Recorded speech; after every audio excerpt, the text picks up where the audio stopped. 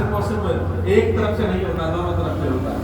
तो इसलिए कथा का जो भाव है, कथा मतलब कहा, अर्थात ब्रह्म ब्राह्मणम, अर्थात ब्रह्म जो ब्रह्म है, प्रसाद है, का था मतलब जो कल था, जो आज है, भविष्य में भी होगा, परम सत्य। परम सत्य क्या है? परम सत्य सिर्फ एक ही है जीवन में, वो क्या है? क्या है परम सत्य? दिनेश जी, जन्म मृत्यु से रहित होना, भगवान के चरणों में परम सत्य एक है। हम अपने काम के द्वारा अपने आप को अलग अलग विभक्ति में भाषित कर लेते हैं अपने द्वारा। जैसे मुझे आज हमारी धन की आवश्यकता है, तो आपके पास आया, मैंने कहा धन की आवश्यकता है, जरूरत है 1 रुपए की, बोला 10 रुपए, तो मैंने उसके लिए झूठ विवृत्ति व्याख्या भाव किया। लेकिन परम सत्य एक ही है, परमेश्वर सच्चिदानंद। इसका मतलब जो बताएगा, आज मेरा मन शुरू हो जाएगा, कौन बताएगा इसका सच्चिदानंद का मतलब क्या होता है? सच्चिदानंद का मतलब क्या होता है? ये तो हमेशा सत्य बोलो। सच का सत्य ईश्वर है और ईश्वर को प्राप्त करना ही सच्चिदानंद है। सच्चिदानंद क्लोज भाव में पहुंचे हो। सच्चिदानंद का मतलब विस्तार पूर्वक मैंने बताया था। एक्चुअली हमारे सनातन संस्कृति और सनातन धर्म की एक सबसे बड़ी विडंबना है। सबसे बड़ी विडंबना क्या है कि हम सिर्फ और सिर्फ भेड़ चाल में चलते हैं, जबकि भगवान ने हमारे मनुष्य समुदाय सनातन संस्कृति से पहले, पूर्व जन्म से पहले, उन्होंने समस्त उपनिषद ग्रंथ इत्यादि का अनावृत भाव प्रदर्शित कर दिया था। उसके बावजूद हम क्या करते हैं? सिर्फ और सिर्फ भेड़ चाल में चलते हैं। हम नरसिंह भगवान की आरती करते हैं, भगवान विष्णु की आरती करते हैं। इसका मतलब कितने लोग जानते हैं? ये भाव की विभक्ति है। तो मेरा कहने का मतलब ये है कि जब तक मतलब समझ में नहीं आए तब तक उसको पूछते रहना चाहिए, क्योंकि जब तक आपको समझ में नहीं आएगा तब तक आपकी भक्ति और आपके प्रेम का भाव भगवान तक नहीं पहुंच सकता। बोलो श्री राधे। वहां से यहाँ तक आने का मार्ग बहुत सरल है, लेकिन यहाँ से अंदर तक जाने का जो मार्ग है बहुत कठिन है। उसके लिए आपको बहुत परिश्रम करना पड़ता है। परिश्रम किसका? परिश्रम शरीर का परिश्रम नहीं। भगवान ने 2 नेत्र दिए हैं, किस लिए दिए? भगवान का दर्शन करने के लिए। श्रीमद् भागवत अमर ग्रंथ जितने भी उपनिषद हैं उनका अध्ययन करने के लिए भगवान ने मुखार बिंदु दिया है, जीभ दी है। किस लिए दी है? भगवान की भक्ति के, भगवान के उपनिषदों द्वारा प्रभाव भक्ति का चिंतन और वाचन करने के लिए। भगवान ने 2 हाथ दिए हैं, सिर्फ भोजन करने के लिए नहीं दिए हैं। भगवान ने 2 हाथ दिए हैं परमार्थ सहायता करने के लिए, और इन हाथों से भगवान की भक्ति और सद्भाव स्मरण शक्ति करने के लिए। अर्थात भगवान को सदा प्रातः काल में मल मल के स्नान कराइए। कैसे? अरे मले मले करूं कराऊं स्नान हो गाना, हरे बने रूप सहयो। क्या कहते हैं? मल मल के स्नान कराना है। किसको? कान्हा का, कन्हैया का मल स्नान का। भगवान का स्थान तो हर कोई रख देता है। लड्डू गोपाल जी के हर चौक में एक ऐसा कोई घर नहीं जहां लड्डू गोपाल जी का कोई सिंहासन ना हो। हर घर में लड्डू गोपाल जी का सिंहासन है, लड्डू गोपाल जी विराजमान है। लड्डू गोपाल जी को सिर्फ एक प्रतिमा समझकर भगवान को स्थापित किया हुआ है। कहने के भगवान शिव जो है ये पत्थर के हैं, लेकिन भगवान शिव का साथ परमेश्वर भाव की विभक्ति का एक प्रभाव कारक बन जाता है। तो भगवान की भक्ति से हरि मले मले रूप कराम तो है मोहे हृदया मनन की भाव करे। मेरे मन में तो मलमल का स्नान कराती हूँ। मेरे मन में, मेरे हृदय में जो भी काम, लोभ, मद, अहंकार, ईर्ष्या, घृणा है, उन सब का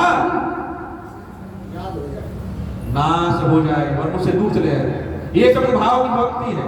जब तक मन को भगवान से नहीं जोड़ोगे तब तक भगवान का सिग्नल आपके हृदय में नहीं आएगा। देखो भगवान एक जगह रह सकता है। अगर आपके हृदय में काम, लोभ, मद, अहंकार, ईर्ष्या, घृणा है तो भगवान आपके हृदय में कभी भी नहीं आएंगे। ये प्रतिभाव व्यक्ति है। भगवान आपके हृदय में तभी आ सकते हैं जब आपके हृदय में कोई भी आसक्ति वस्तु का वास ना हो।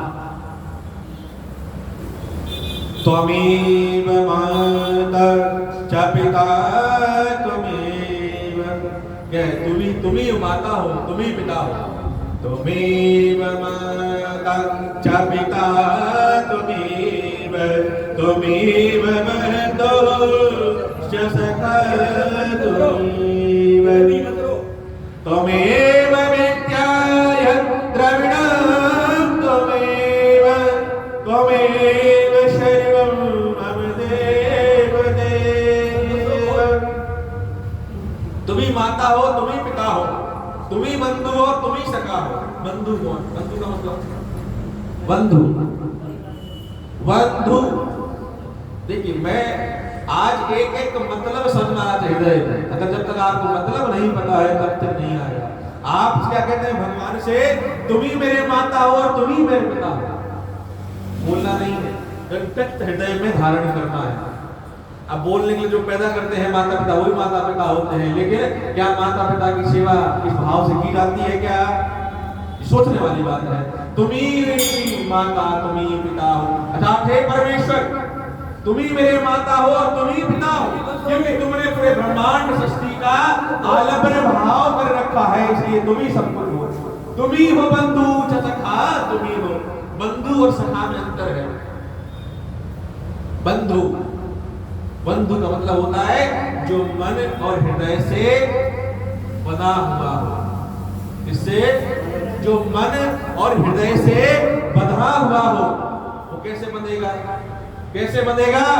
ऐसे थोड़ा बंधेगा, सुबह आए लोटा छोड़ा और चले गए। क्योंकि मंदिर जाना है, व्यवसाय करना है, सब कुछ करना है। 8 घंटे शयन के लिए, 8 घंटे भगवान की भक्ति के लिए और 8 घंटे कर्म व्यवसाय के लिए। ये 24 घंटे का चक्र है। 24 घंटे का चक्र है। पृथ्वी 24 घंटे की परिक्रमा करती है। मृत्यु लोक का समय 24 घंटे है। अब एक मैं बहुत महत्वपूर्ण बात बताने जा रहा हूं, इसका मतलब समझिएगा।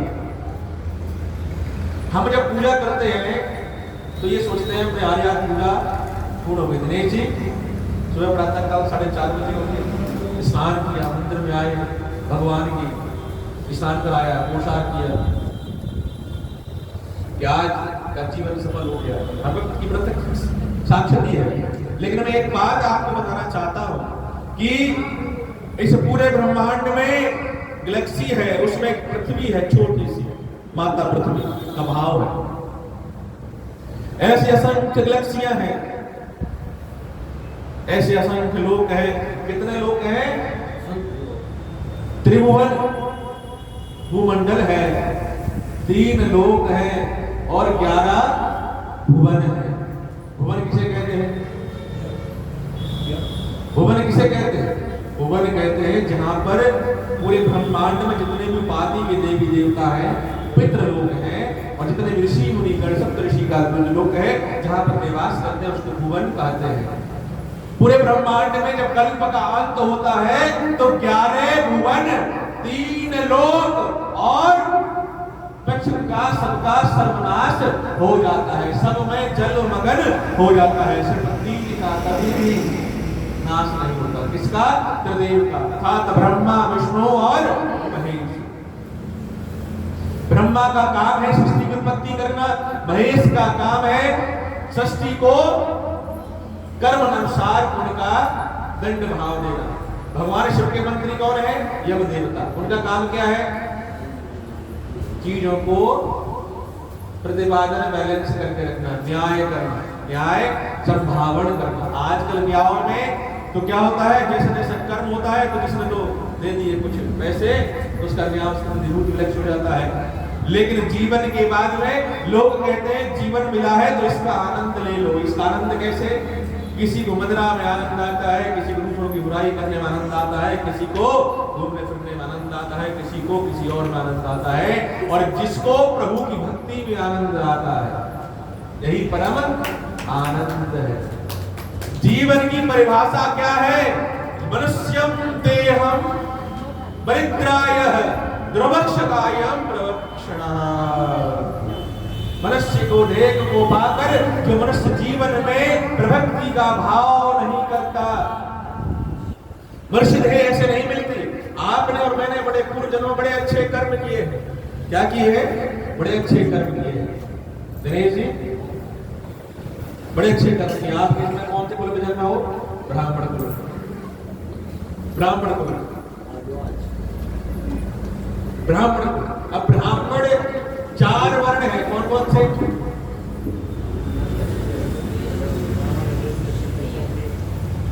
क्रम होना चाहिए, क्रम। शूद्र, क्षत्रिय, वैश्य और ब्राह्मण। 10 लाख जब 84 लाख योनियों का जब अंतिम भाव चलता है तो कर्मों के अनुसार में 10 लाख वर्ष की अवधि में 10 लाख वर्ष की अवधि में आदमी शूद्र योनि में होता है, और 10 लाख योनि में आदमी जो होता है वो किसमें होता है? वो क्षत्रिय योनि में होता है। और 10 लाख वर्ष की अवधि में ये प्रमोशन अब क्या होता है? क्या होता है? प्रमोशन, प्रमोशन होता है। 10 लाख वर्ष शूद्र, 10 लाख वर्ष क्षत्रिय, 10 लाख वर्ष वैश्य, और 10 लाख वर्ष के बाद में उत्तम योनि से होते ब्रह्मा ब्राह्मण योनि। ब्रह्मांड का मतलब जो ब्रह्मा जी के असाक्ष्य मुखार बिंदु से जो प्रकट हुआ है उसको ब्राह्मण कहते हैं। तो मनुष्य देह को पाकर जो भी मनुष्य जीवन में सिर्फ और सिर्फ काम, लोभ, मद, अहंकार, ईर्ष्या और सिर्फ धन का व्यय और धन का प्रभाव करता है, मनुष्य देह इसको त्यागकर वो 24 लाख योनि में ऐसे ही फंसा रहता है। गाय, भैंस, कुत्ते, बिल्ली ये सब क्या करते हैं? सिर्फ खाते हैं और सो जाते हैं। इनके जीवन का क्या है? भोजनम, शयनम, दक्षांति। अर्थात इनका काम क्या है? भोजन करना है और सोना है। इनका सिर्फ यही काम होता है। बाकी के काम क्या है? मनुष्य का काम भाग क्या है? कि 24 घंटे का श्रम भाग है, कर्म भाग है। 24 घंटे में 8 घंटे व्यवसाय और कर्म के लिए, 8 घंटे भगवान की भक्ति के लिए और 8 घंटे इसके लिए सोने के लिए। सोना भी जरूरी है। अगर सो गई तो भगवान की भक्ति कैसे करोगे? जब श्रीमद् भागवत कथा का आनंद होता है तो क्या होता है? क्या होता है? देखो, जिसके ऊपर भगवान की कृपा होती है वो भगवान उसका मार्ग सरल कर देते हैं। हमारे पीछे जो हमारी प्रीति भाई बैठी है, हरिद्वार गई थी स्नान करने के लिए और 4 धाम की यात्रा करके आई पत्नी बोलो श्री राधे। तो भगवान की कृपा का जो मार्ग प्रदर्शित होता है, मार्ग भगवान किस रूप में आकर आपके दरवाजे पर आ जाए, किस माध्यम से आ जाए, लेकिन वो माध्यम आपको पहचानना पड़ेगा। 2 प्रकार की भक्ति होती है, एक है सकाम भक्ति, एक है निष्काम भक्ति। उस सकाम भक्ति, हम कौन सी भक्ति करते हैं? हम सब क्या करते हैं? सकाम भक्ति करते हैं। सबसे कठिन भक्ति कौन सी है? साकाम भक्ति जो हम करते हैं सबसे कठिन है, क्योंकि हम भगवान की भक्ति करते हैं, मंदिर के बाहर निकलेंगे, एक भिखारी आएगा, पैसे देते हैं, सुबह ईश्वर माता खराब कर दिए हुआ है, अभी तो मंदिर से निकलो जो पथे मिल गया, नहीं काय कर दी। क्या कर दिया? राधे राधे क्या कर दिया? आपने भक्ति की और पूजा की, उसका सबका क्या कर दिया? विफल कर दिया। क्योंकि भगवान किस रूप में आपके दरवाजे पर आपके पास आ जाए, कहना बहुत ही कठिन है। साकाम रूपम प्रदक्षिणे भक्ति कर्मभ्यम निसक्षति।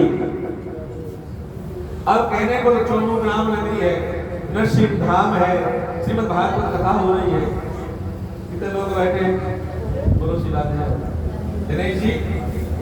तो ये जो कलयुग है, कलयुग और अपने कर्म में इस प्रकार बांध देता है कि भक्ति को लोगों ने कर्म समझ रखा है, भक्ति को लोगों ने कर्म समझ रखा है और कर्म को लोगों ने भक्ति समझ रखी है। क्या है? जीवन व्यवसाय कर्म व्यक्ति है। जीवन में आदमी करता है कि भगवान की भक्ति क्या है? कर्म है। सुबह जाना है, लोटा छोड़ना है, ये मेरा क्या है? कर्म है। नहीं करूंगा तो क्या है? हर व्यक्ति है भगवान का नाम है। भाई जीवन लिया है तो थोड़ा सा लोटा तो छोड़ना पड़ेगा, बड़ी रात है। भगवान एक बार की बात है, कथा 10 मिनट में आरंभ करेंगे।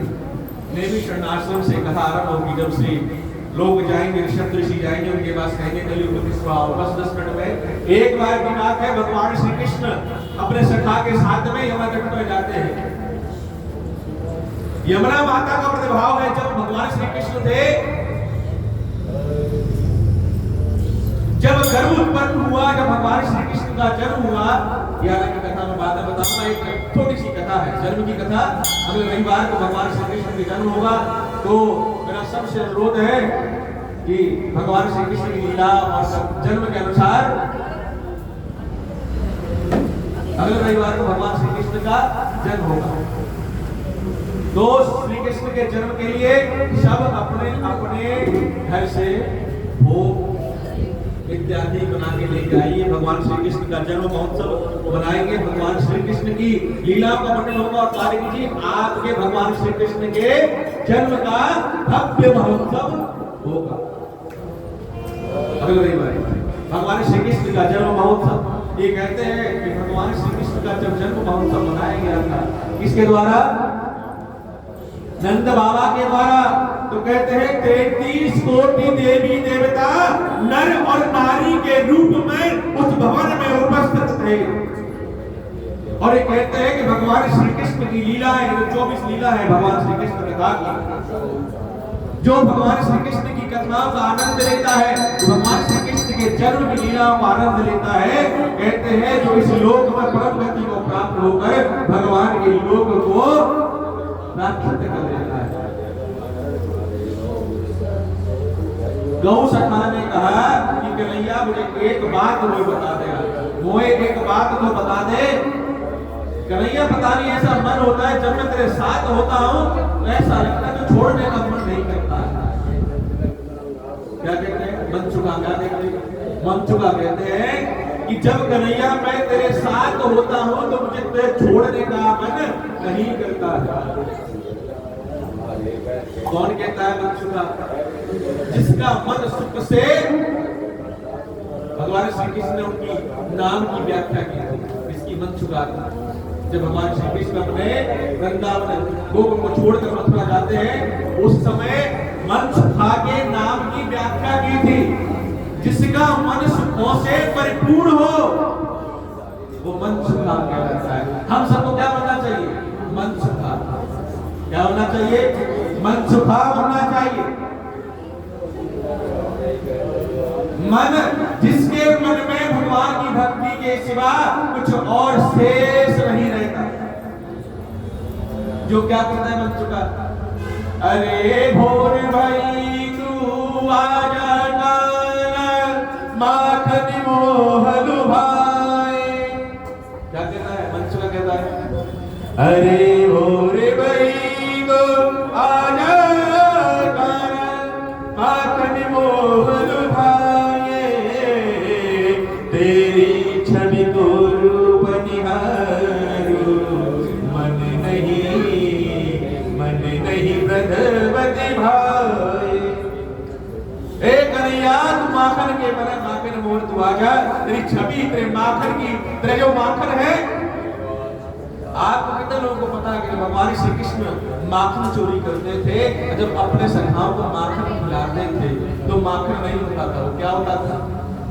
अमृत होता था। उस माखन में क्या होता था? अमृत होता था।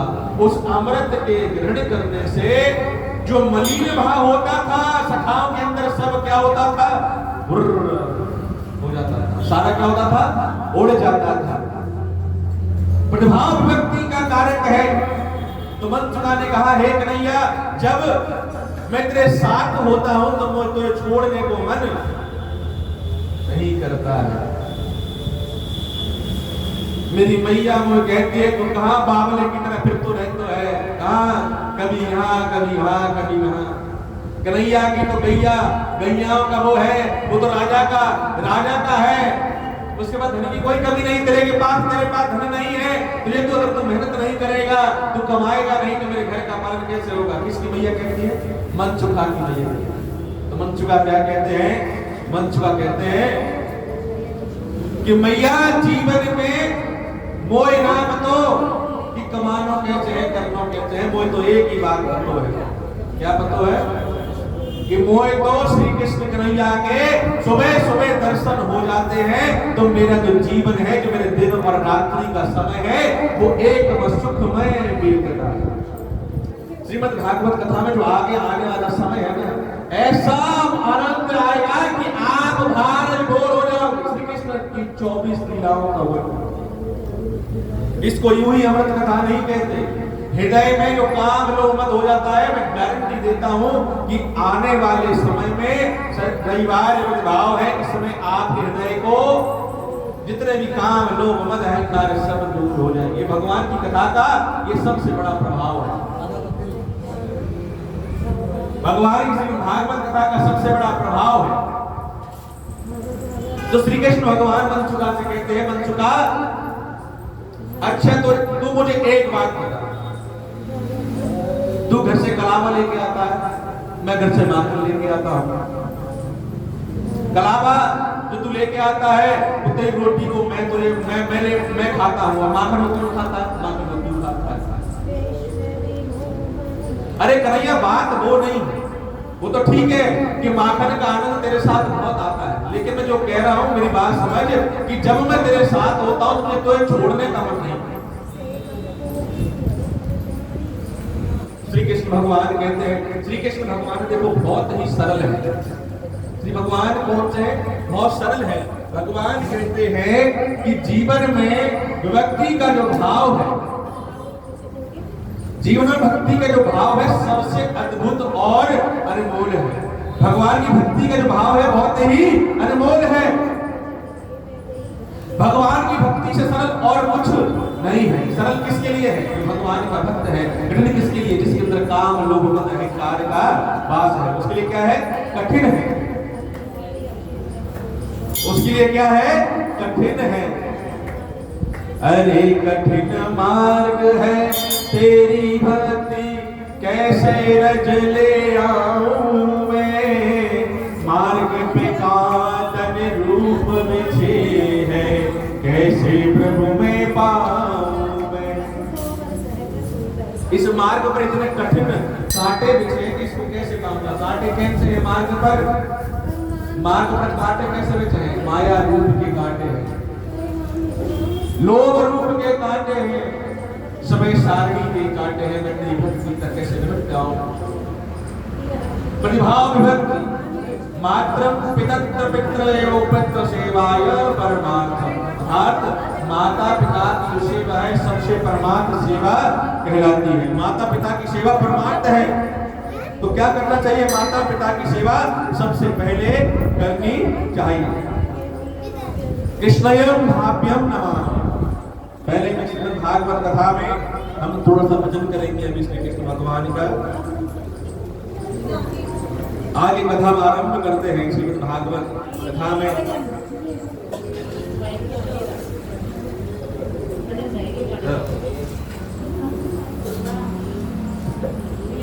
श्रीमद् भागवत कथा में अनंत रूप में हम श्रीमद् भागवत कथा का एक छोटा सा भजन करेंगे। ओम नमो भगवते वासुदेवाय नमः।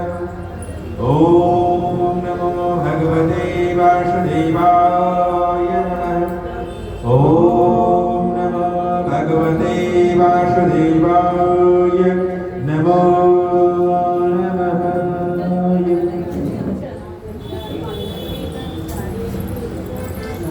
श्री भजले जो भी आता है।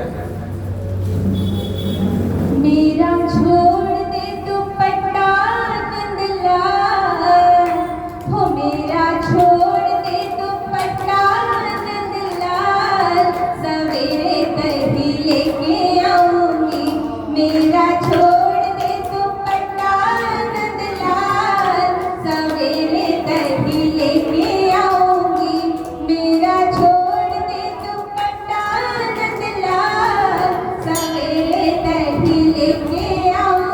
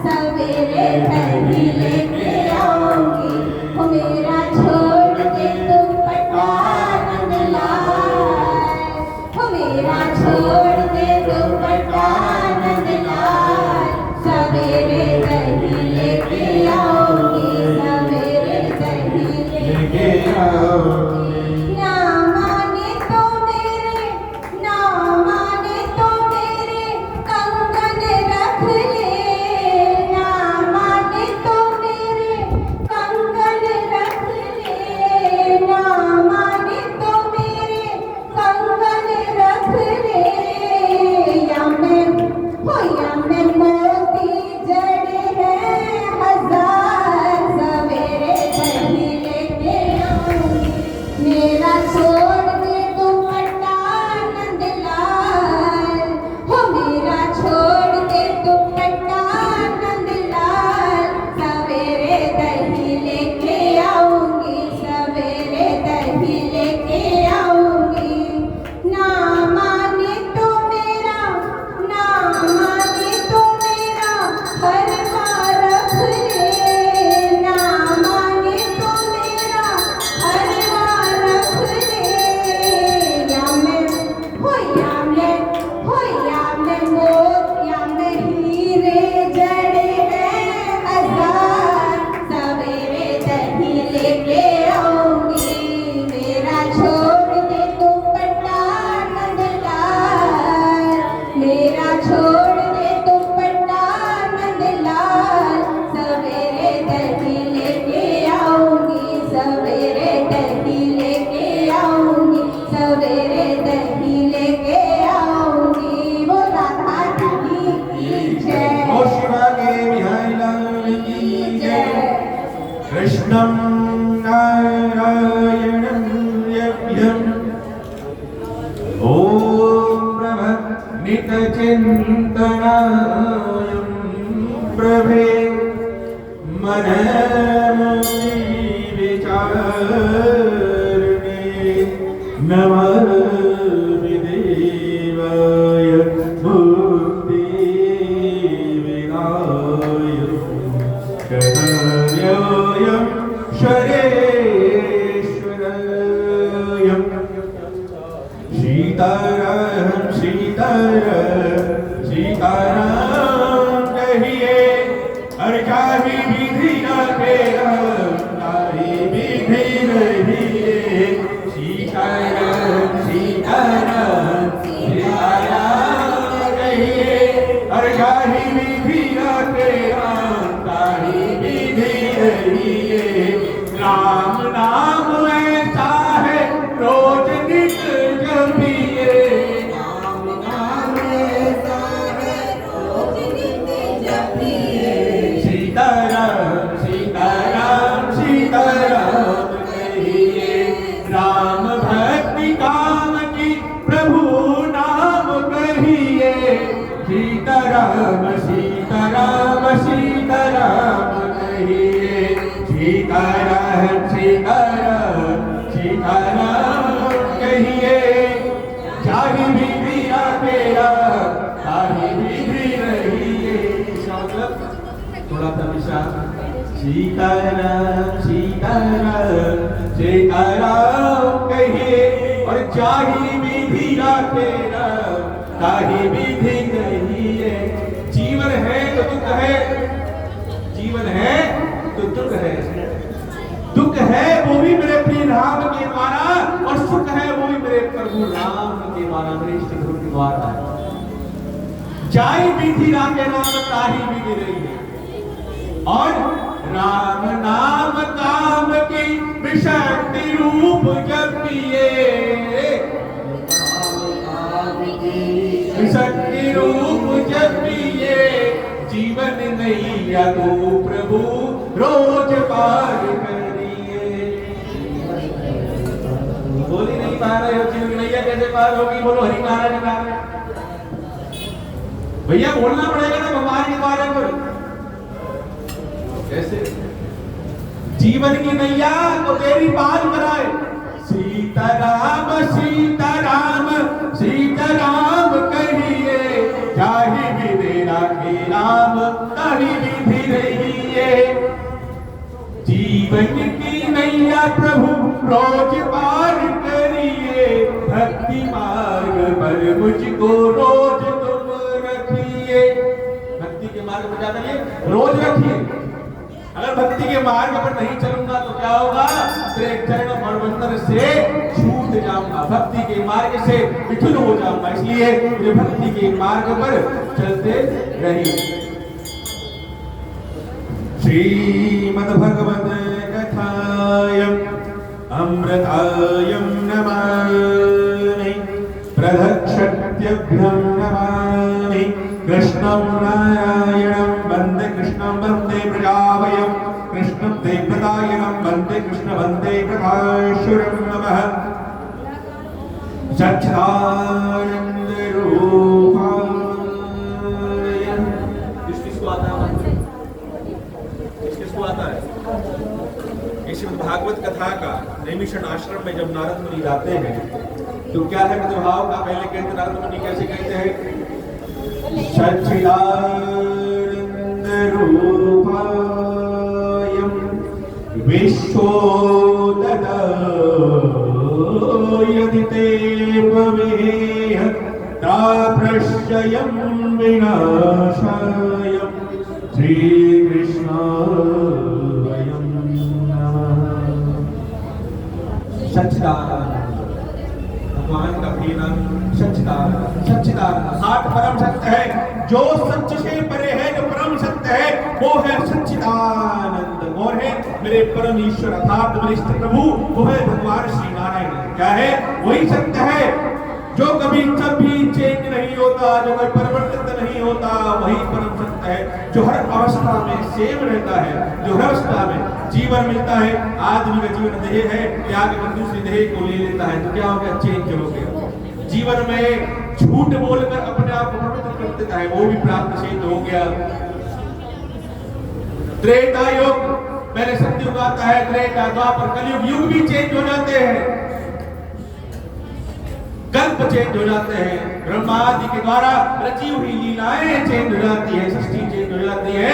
लेकिन अगर चेंज नहीं होता तो क्या है? सच्चिदानंद, जिसके द्वारा सत्य अर्थात परम सत्य है और जो परम आनंद है उसी का नाम है श्री नारायण।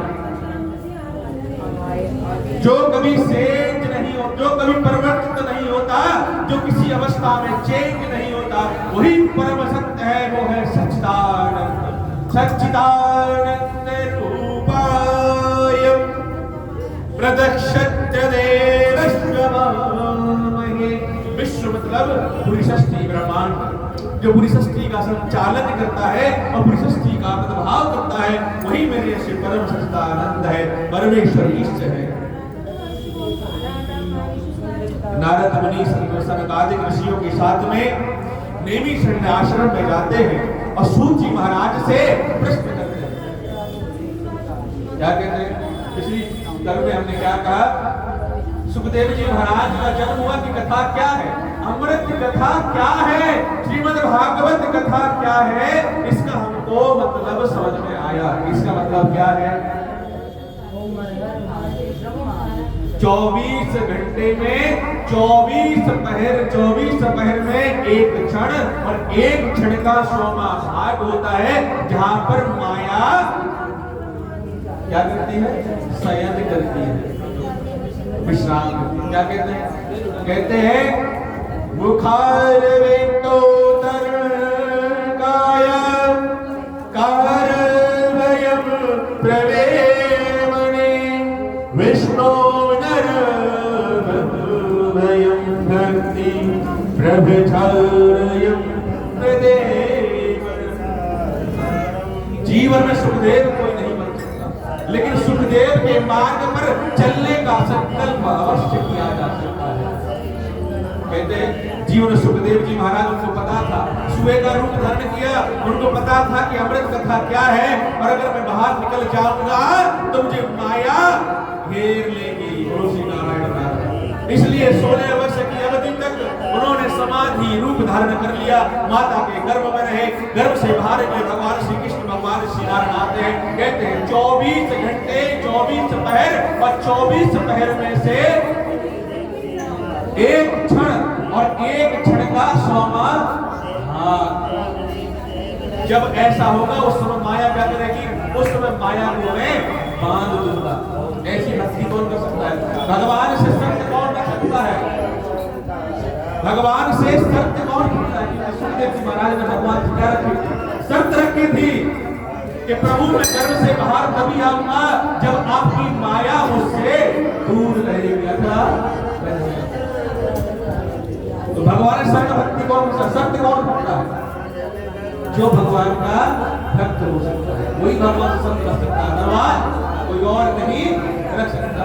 तो सुखदेव जी महाराज तो घर से बाहर आए, माया भगवान ने कहा ठीक है माया रुक गई, ठीक है अब मैं आता हूं। और अभी लीला रची, लीला रचने के बाद में गर्भ अपना जो मुख है पश्चात योग प्रभाव में कर लिया और भगवान ने कहा माया रोक दो। सुखदेव प्रभु एक मिनट रुको प्रभु, कहते हैं वो क्षण आने वाला है, जब मैं बोलूं तभी बोल देना। भगवान ने कहा ठीक है ये क्षण आ गया, अब माया को रोक दो प्रभु। तब हई नारायण सुखदेव महाराज का बोलो सुखदेव जी महाराज की।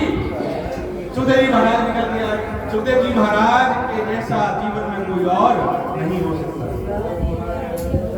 वेद व्यासम प्रदेवच मन को चले जाते हैं। हम तो क्या करते हैं जन्म लेते हैं, सारी चीजों का आनंद लेते हैं, सुख का दुख का हर चीज का आनंद लेते हैं, अच्छे अच्छे भोजन।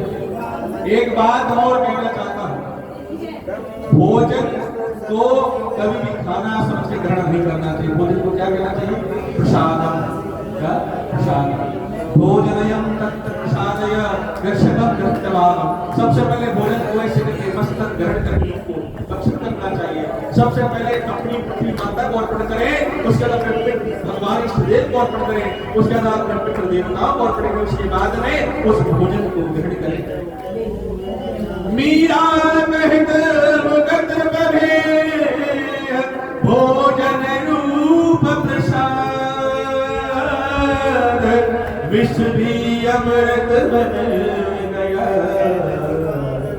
ऐसी प्रभु की सात भूख ऐसी है कि जो मीरा को जो विष दिया गया था, मीरा ने भगवान प्रभु को पहले अर्पण किया, उसके बाद उसको ग्रहण किया, वो विष भी क्या बन गया? अमृत बन गया।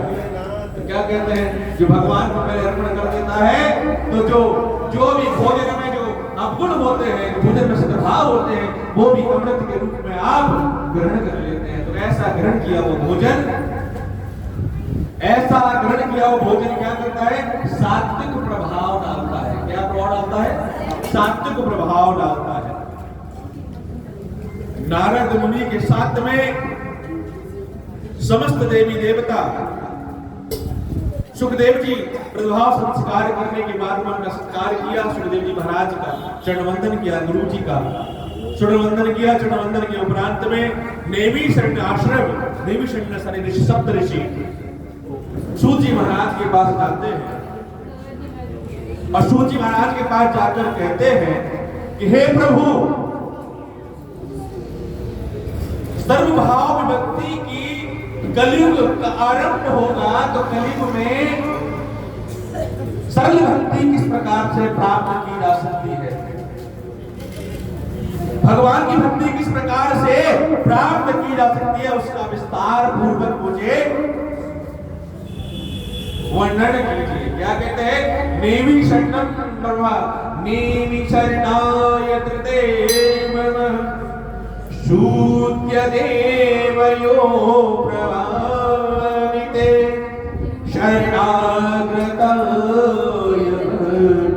भक्तिममध्यम नमायते तरणो विचारम। नेमी शरण आश्रम में जब समस्त सूत जी महाराज के पास आते हैं तो क्या कहते हैं? सोनक आदि ऋषि जो सूत जी महाराज के बाद नेमी आश्रम में जाते हैं तो कहते हैं प्रभु, कलयुग का आरंभ होगा, तो कलयुग में मनुष्य जीवन का प्रतिभाव कैसे होगा? मनुष्य जीवन में मोक्ष किस प्रकार से प्राप्त कर सकता है?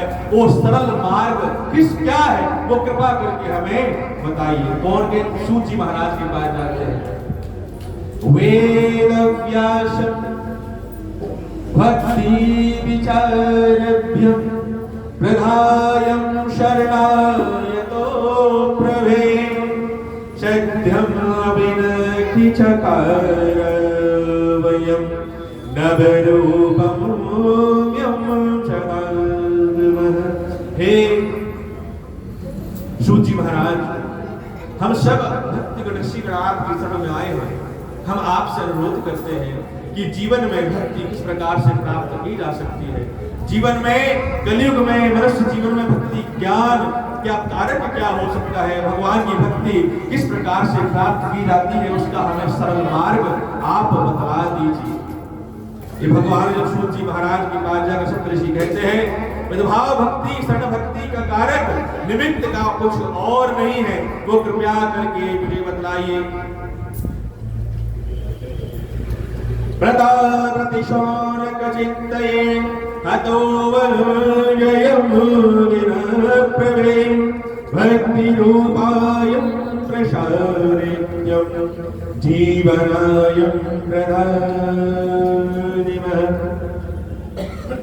कलयुग में जीवन जो प्रतिभाव है, जो काल सर्प के भांति जीवन में सबको ग्रास बना रहा है। क्या बनाएगा? कलयुग में जो काल है सबको ग्रास बनाता जाएगा, लेकिन उस ग्रास कल्प प्रतिभाव में निमित्त की भक्ति किस प्रकार से प्राप्त की जा सकती है, उसका कुछ साध्य मुझे करके बतलाइए। सूत जी महाराज से सौनकादि ऋषि दीवार के साथ साथ भाव बनाते हैं। सूत जी महाराज से कहते हैं क्या प्रभाव है, किस प्रकार से मुझे भक्ति और किस प्रकार से ज्ञान कलयुग में प्राप्त किया जा सकता है। सूत जी महाराज कहते हैं कि कलयुग में भक्ति का बहुत सरल मार्ग भी है और बहुत कठिन मार्ग भी है। सौनकादि ऋषि कहते हैं प्रभु ये बात समझ में नहीं आई, ये कौन सा मतलब हुआ, एक सरल मार्ग भी है, एक कठिन मार्ग भी है। उन्होंने कहा कि सरल मार्ग वो है जिस पर भक्त चलता है। सरल मार्ग कौन सा है? जिस पर भक्त चलता है। कठिन मार्ग वो है कलयुग में जो पाखंड रूप के भाव में चलते हैं। क्या कहते हैं? पाखंडम निमस्तिकाध्याय रिक्ते भाव्यम विनक्ष्यति। अर्थात जो पाखंड है, पाखंड रूप में मतलब क्या है? सूत जी महाराज से कहते हैं, सौनकादि ऋषि कहते हैं कि आपने सरल और कठिन मार्ग बताए, उसमें भी पाखंड और भक्ति की परिभाषा क्या है, इसका मतलब मुझे बताइए। सूत जी महाराज से कौन कहते हैं? सौनकादि ऋषि प्रश्न करते हैं। बहुत ही महत्वपूर्ण बात श्रीमद् भागवत कथा के जब सूत जी महाराज कहते हैं कि देखो आप लोग मेरे पास आए हो तो कोई ऐसे नहीं आए, इसे प्रभु की इच्छा है और मेरी आत्मा भाव है। सूत जी महाराज कहते हैं हरि अनंत हरि कथा अनंत, कि हरि की जो कथा है उसका कोई अंत नहीं है। कथा प्रतिभाव भक्ति का प्रतिभाव है। तो सूत जी महाराज कहते हैं कि देखो भैया कलयुग में किस प्रकार के लोग होंगे, ये समझ लो आप। बोलो श्री नारायण। सूत जी महाराज के द्वारा जब मनुष्य समझभाव की प्राप्ति नहीं हुई थी, कलयुग का आरंभ नहीं हुआ था, सूत जी महाराज ने तब कह दिया था, क्या कह दिया था कि कलयुग में किस प्रकार के लोग होंगे और किस प्रकार से भक्ति करेंगे। वो क्या करेंगे? कर्मयम भक्ति निवस्तिचाय पाखंडाय विभक्ति कहा। पहले कैसे लोग होंगे? पहले होंगे पाखंड भक्ति रूप के। कैसे?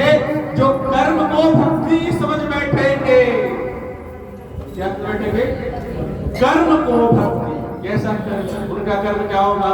सुबह मंदिर जाएंगे, स्नान करेंगे, जल्दी जल्दी किया कर्म में तो किया और सीधे हरि नाम। कैसे? कि भगवान की भक्ति तो करेंगे लेकिन हृदय में क्या होगा? ईर्ष्या भाव होगा, कामना का भाव होगा, घृणा होगी, द्वेष होगा, लोभ होगा, मद भी होगा और अहंकार भी होगा। क्योंकि माया के ये प्रमुख 5 प्रतिभाव हैं जिसके द्वारा मनुष्य जीवन भ्रमचक्र में भ्रमित होता रहता है। सूत जी महाराज कहते हैं एक तो वो होगा जो पाखंड से भक्ति को कर्म समझ के करेगा और दूसरा वो होगा जो भक्ति को आनंद समझ के करेगा। क्या करेगा? आनंद। भक्ति वायु आनंद्यम प्रवेवते प्रभाय चेत कार्यम हृदयम कर्माणि मे कर्मो ध्यानम निवर्तयम् कर्णय भक्ति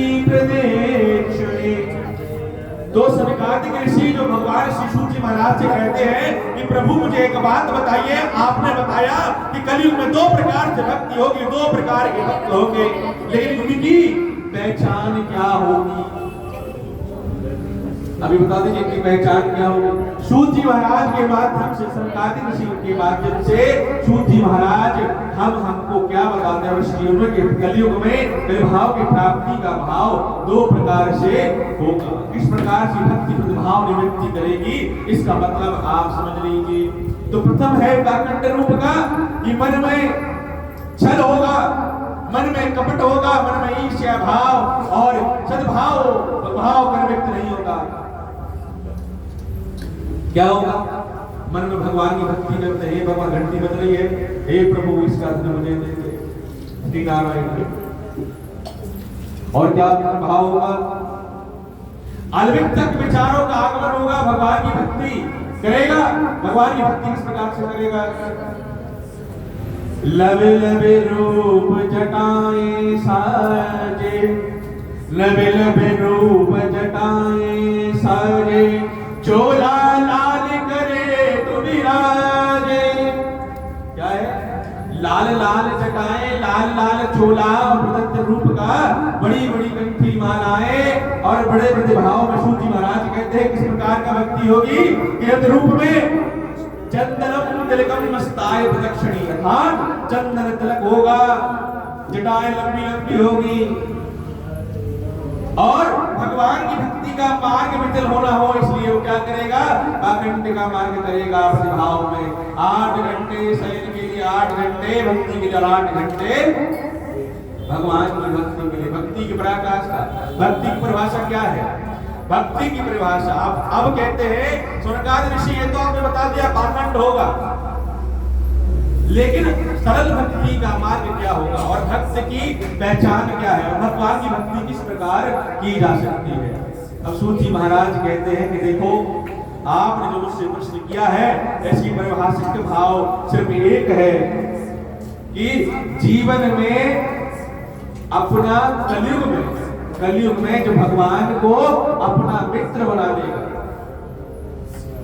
भगवान को अपना मित्र बना ले। किसको मित्र बनाएगा? भगवान श्री कृष्ण को। किसको? भगवान श्री कृष्ण को जो अपना मित्र बना लेगा और जो सरल मार्ग पर चलेगा और जो सरल भोजन का ग्रहण करेगा और जो सरल कांति का भाव करेगा, वो ही भगवान की भक्ति कर पाएगा। कैसे भगवान की भक्ति कर पाएगा? सरल मार्ग क्या है? सरल मार्ग है कि जीवन में जिसके अंदर काम, लोभ, मद, अहंकार का कोई भी भाव ना हो, जो सब कोई अवस्थाओं में सम हो, हर अवस्था में सम हो, वो एक प्रतिभाव है। सूत जी महाराज से कहते हैं प्रभु समझ में नहीं आया, तो कहते हैं देखो एक बात मैं बताता हूं, छोटी सी बात है, एक बात सुनो। कि देखो एक उदाहरण देता हूं, अब बिना उदाहरण की चीज समझ में नहीं आती है। सूत जी महाराज एक उदाहरण देते हैं, व्यक्ति का उदाहरण। कहते हैं देखो एक गांव में एक गरीब परिवार था। उस परिवार में प्रतिभाव में क्या था? कुछ सुबह प्रातः काल उठता था, भगवान की भक्ति करता था और भगवान की भक्ति प्रतिभाव से क्या करता था? इस भाव से करता था कि जीवन में जो भी मुझे मिला वो भी अच्छा, जो ना मिला वो भी अच्छा, और जो आगे भविष्य में होगा वो भी अच्छा, क्योंकि जो भगवान करता है वो कभी किसी का गलत तो कर नहीं सकता, क्योंकि परमेश्वर भाव है।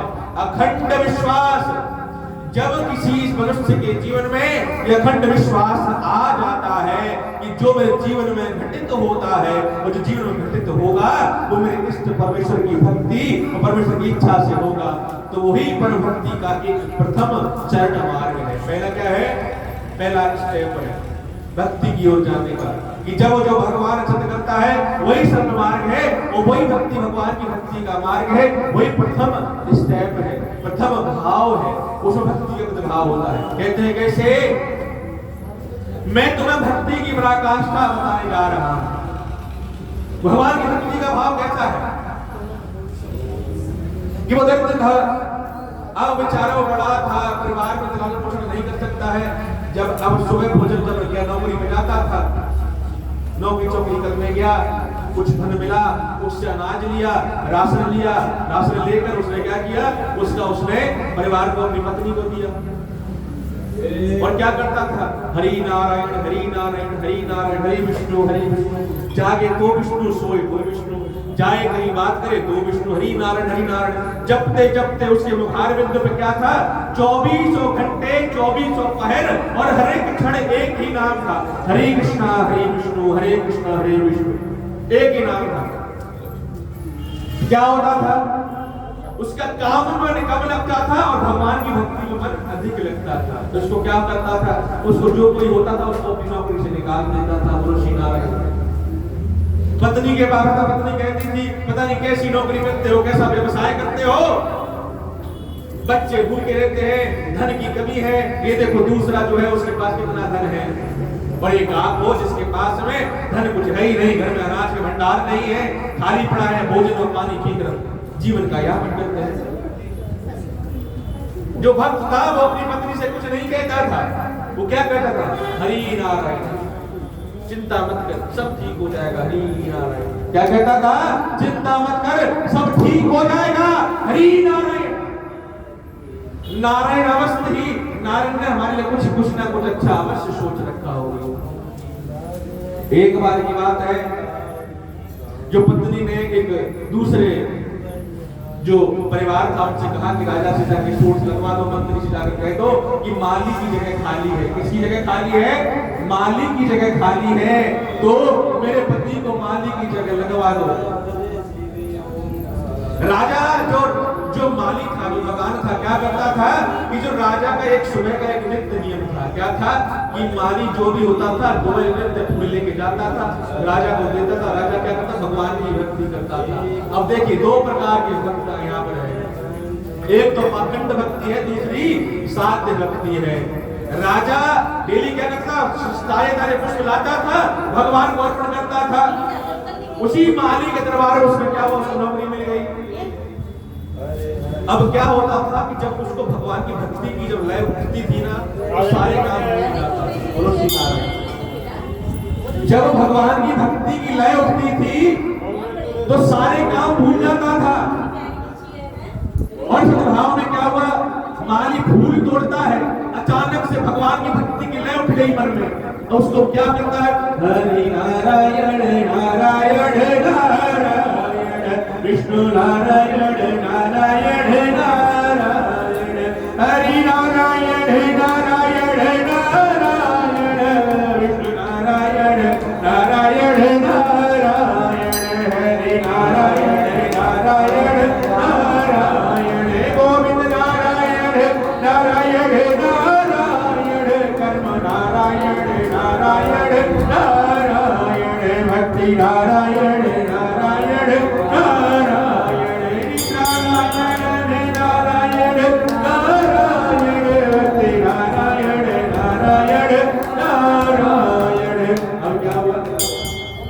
राजा के पूजा का समय हो गया। किसके समय हो गया, राजा का पूजा का समय हो गया, और जो भक्त था वो अपनी भक्ति में लीन हो गया।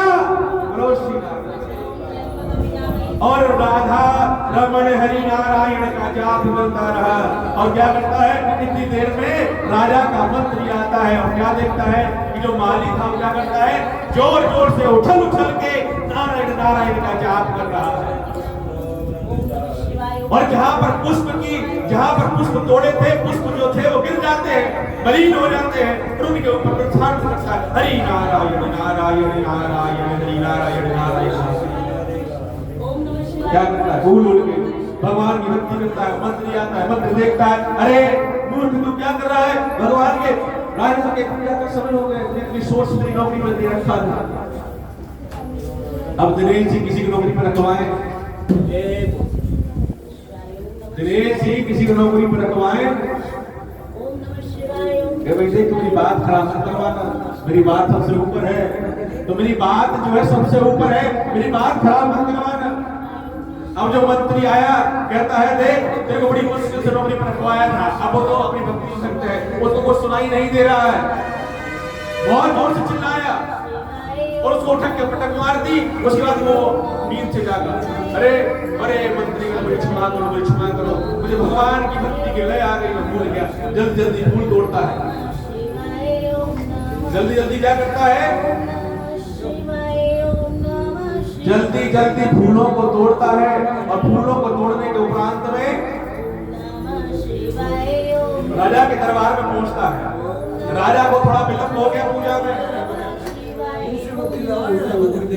राजा को विलंब हो जाता है पूजा में। वो माली आता है, राजा क्या करता है, राजा माली से कहता है, अरे धूत, तेरी वजह से मेरी पूजा में विलंब हो गया, तेरी वजह से मेरी पूजा में विलंब हो गया। और राजा उसको तिरस्कार करके वहां से निकाल देता है। राजा क्या करता है, तिरस्कार करके वहां से निकाल देता है। जीवन में कुछ भी कर लेना, कभी भी भगवान के भक्त का तिरस्कार मत करना, क्योंकि भगवान के भक्त का तिरस्कार करने का मतलब है कि भगवान की भक्ति और भगवान का तिरस्कार। राजा को ये पता नहीं चला, वो भगवान का जो भक्त था माली वहां से निकल जाता है और गांव के बाहर जाके वृक्ष को जाकर बैठ जाता है और नारायण नारायण का जाप करता है। जिसके लिए सारी अवस्थाएं सम हो, जिसके लिए सुख दुख एक समान हो, जिसके लिए तिरस्कार और पुरस्कार एक समान हो, जिसके लिए भूख प्यास एक समान हो, जिसके लिए दिन और रात्रि एक समान हो, वही भक्ति की पराकाष्ठा कहलाती है, वही भगवान की भक्ति का मार्ग सरल करता है। जिसके लिए जो भक्त में सब कुछ समान अवस्थाएं हो, भगवान की भक्ति करता हो जाता है। राजा के मन में विचार आया कि अब मैं कोई कथानक भाव का भाग रखता हूँ। तो राजा के ऋषि, राजा के जो गुरु थे, राजा के गुरु को बुलाता है। एक बहुत भव्य पंडाल राजा जो है बनवाता है, और जब उसको भक्त को पता चलता है कि राजा ने गुरु को बुलाया है, तो जो भक्त था वो जाता है। अब जो भक्त के साथ में जो मित्र था कहता है, देख तू बहुत नौटंकी करता है। क्या कहता है, तू बहुत नौटंकी करता है। कैसे नौटंकी करता है, जहां मर्जी राधे कृष्णा करना चालू कर, भगवान की भक्ति करना चालू कर देता है। देख वहां तू जाएगा ना तो चुप बैठे रहना, कुछ बोलना मत। सभा में तू जाएगा तो कुछ बोलना मत, चुप बैठे रहना। अगर कुछ बोलेगा तो क्या हुआ, तेरा फिर दोबारा अपमान होगा। राजा के गुरु वहां पर आते हैं, अपना आसन खड़ा करते हैं, आज में जैसे थोड़ा उपदेश देना आरंभ करते हैं, तो उस भक्त के अंदर फिर लय लग जाती है। क्या लगती है, लय लग जाती है। किसकी, भगवान की भक्ति की। और बीच में खड़े होकर क्या करता है, हरि नारायण नारायण नारायण विष्णु नारायण नारायण नारायण, हरि नारायण नारायण नारायण विष्णु नारायण नारायण नारायण, शंभु नारायण नारायण नारायण, गोविंद नारायण नारायण नारायण। जब वो बीच में खड़ा हो जाता है तो राजा देखता है, अरे ये फिर आ गया। ऋषिगण जो थे वो भगवान की भक्ति तो करते थे, लेकिन भगवान को पहचान नहीं पाए, भगवान की भक्ति को पहचान नहीं पाए। उन्हें सारे उपनिषद सारे ग्रंथों का अध्ययन कर लिया, लेकिन भगवान की भक्ति को पहचान नहीं पाए। और राजा ने उस भक्त को उस सभा से निष्कासित कर दिया और वहां से दोबारा से निकाल दिया। अब जब जहां कथा हो रही थी, देखो कथा का सबसे महत्वपूर्ण भाग क्या है, जब कथा में कोई भी भगवान की भक्ति करे, नृत्य करे, तो एकदम नृत्य करते रहना चाहिए। जब तक उसकी इच्छा करे तब तक उसको बीच में रोकना नहीं चाहिए। तो जब उसको निकाल दिया, कथा से निकाल दिया, वहां से सभा से निकाल दिया,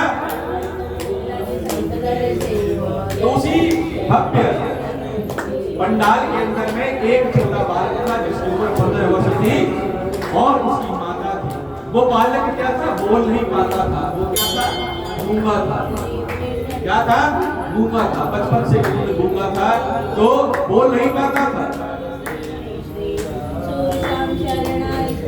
उपराध विषय भाव में जब व्यक्ति की शादी हुई तो क्या वो उसने अपमानित करके निकाल दिया, तो बेचारा रोता रोता वहां से नारायण का जाप करता करता एक सभासद के बाहर गांव में जाकर बैठ जाता है।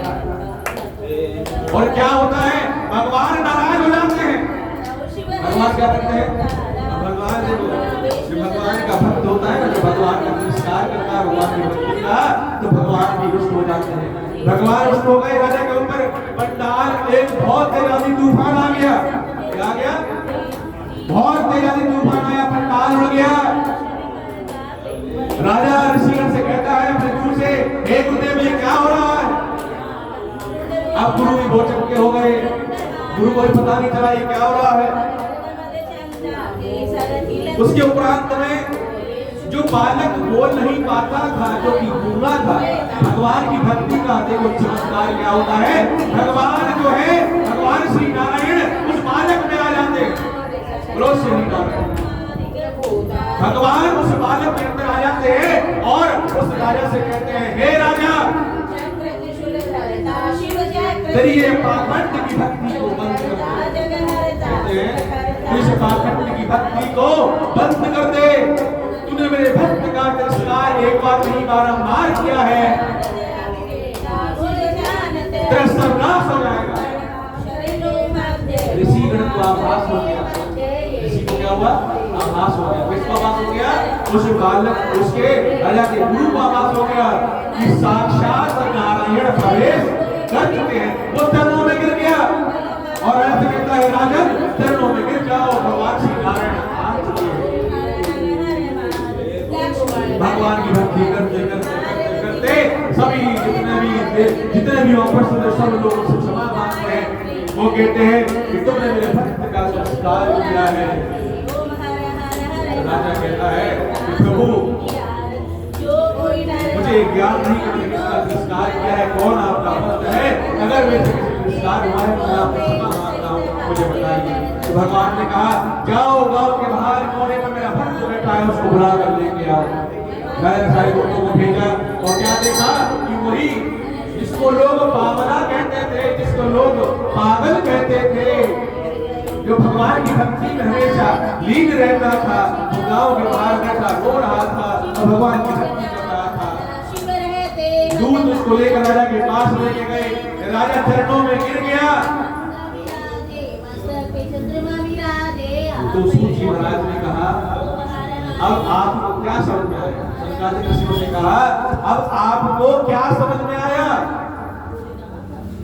आपको क्या समझ में आया। मैंने कहा, प्रभु मुझे भक्ति समझ में आई। क्या समझ में आई कि दो प्रकार की भक्ति थी, एक तो पाखंड की भक्ति थी, दूसरी शुद्ध साध्य भक्ति थी। तो भगवान की भक्ति कलयुग में भक्ति इस प्रकार की करनी चाहिए। सूची महाराज कहते हैं, कलयुग में भक्ति सरल भक्ति नहीं होगी।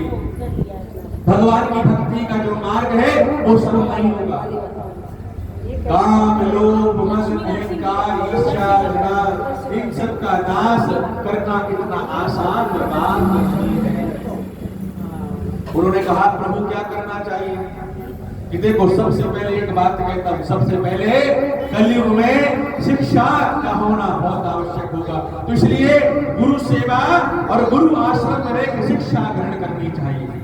सूची महाराज क्या कहते हैं, गुरु आश्रमाय शिक्षोप्रद गुरु आनंद जो मयो और गुरु तरणभ्यं च भक्ति में भक्ति करिणायं प्रभेवते। अर्थात गुरुकुल में सबसे पहले जितने उपनिषद है, ग्रंथ है, उन सब का अध्ययन और गुरु के मार्ग द्वारा, गुरु के मार्गदर्शन द्वारा उन ग्रंथों का अध्ययन करना चाहिए, शिक्षा लेनी चाहिए। पहला मार्ग है। अब यहाँ पर क्या है, श्रीमद् भागवत कथा में सूत जी महाराज के द्वारा ये एक बहुत महत्वपूर्ण बात कही जा रही है। भगवान ने क्या कहा कि भक्ति किस प्रकार से होती है। दो प्रकार की भक्ति होगी कलयुग में, एक पाखंड भक्ति और एक निष्काम शांत भक्ति। और दूसरा कि भक्ति का सरल मार्ग क्या है, वो क्या मार्ग है? सूत जी महाराज कहते हैं गुरुवायंत सेवो भव प्रधवती विचारणयो शुद्ध साधयं च ज्ञानभ्यो प्रधव मुक्तिवभ्यं निवारणम्। अर्थात भक्ति का सरल मार्ग के निवारण हेतु आपको क्या करना है कि जब बाल अवस्था में जब बच्चा होगा तो माता पिता का प्रतिभाव उसकी दायित्व की ड्यूटी बन जाती है, उसका कर्तव्य बन जाता है। क्या करना है कि गुरुकुल में भेजना है। जब कलयुग का आरंभ हुआ तो गुरुकुल होते थे, जब कलयुग का आरंभ हुआ था तो गुरुकुल आदि सब वृक्ष रूप में द्राक्षक्त होते थे, गुरुकुल सारे होते थे। क्या करते थे? गुरुकुल में 4 वर्ण है, 4 ही युग है, 4 ही प्रमुख दिशाएं हैं और 4 ही जीवन के चक्र हैं। कौन कौन से हैं? माइक लो हाथ में, माइक हाथ में लो, बताओ कौन कौन से। देखो मैं सिर्फ कथा नहीं कहता, मैं प्रश्नोत्तर का अवतरण भी करता है। कौन कौन से हैं?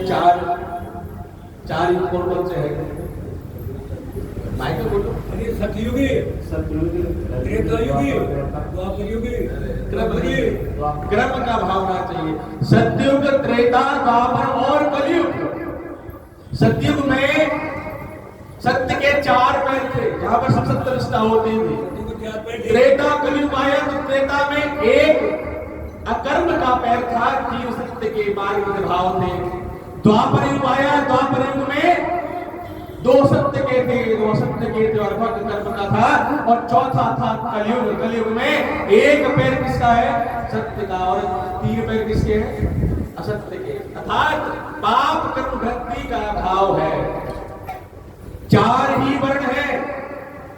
कौन से वर्ण है?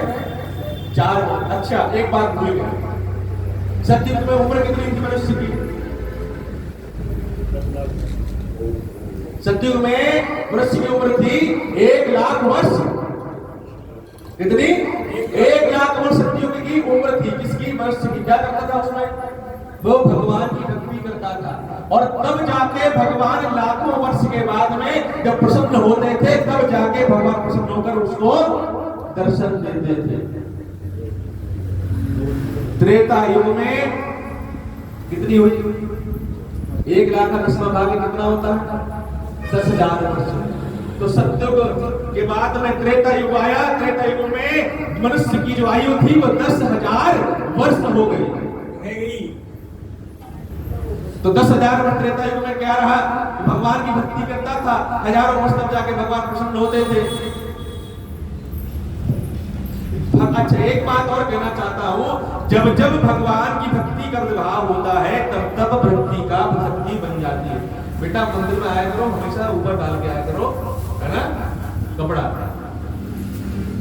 तो क्या होता है भगवान की भक्ति का प्रतिभाव में? तो त्रेता युग में कितनी वर्ष की आयु हुई? 10,000 वर्ष। उसके बाद कौन सा युग आया? द्वापर युग आया। द्वापर युग में मनुष्य की अवधि कितनी हुई? 1,000 वर्ष। बोलो श्री नारायण। थोड़ा आरंभ तो भाव होगा। 1,000 वर्ष हो गई। 1,000 वर्ष के बाद में आया कलयुग। कलयुग में मनुष्य की अवधि कितनी है? 100। ग्रंथ में है 120 130 वर्ष है, लेकिन उनके भाव में कलयुग में मनुष्य की अवधि का 100वां भाग अर्थात 100 वर्ष हो जाती है। वैसे ही 4 वर्ण हैं। कौन कौन से?